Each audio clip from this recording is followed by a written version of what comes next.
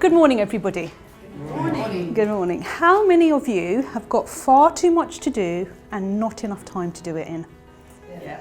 What if I could show you how to free your time so you're less stressed throughout the day, and when you're going home, you've got more time and energy for the things that you love to do the most. And you can double your productivity, so you're actually overachieving on your business objectives, and you're increasing your value to the company that you're working in. Who would be interested in that? Yeah. Brilliant.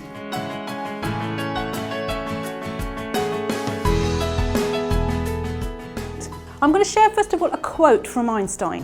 What Einstein said is that we can't solve our problems with the same thinking that we use to create them.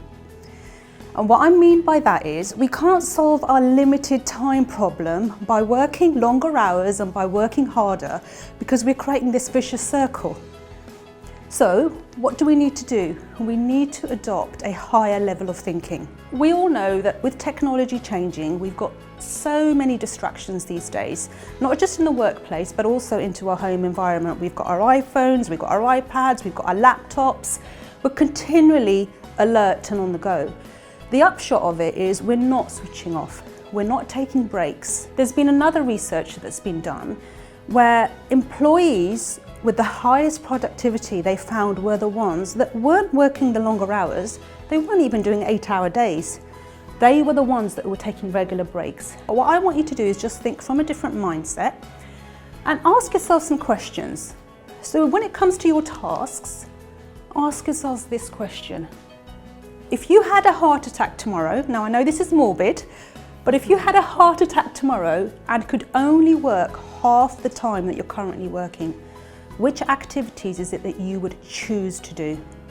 That will immediately start focusing your mind on what's really important. The problem is that we think we know what the other person wants, but for true delegation to take place, you've really got to understand what makes that person tick. You've really got to understand what motivates them. And what happens is, in businesses, people aren't employing tools that are available to them for personality profiling, for example, which will highlight the nitty-gritty of what people in your team need. And the last thing on leadership skills is leaders are often delegating the activity rather than the result of that activity. I'll talk about that in a minute.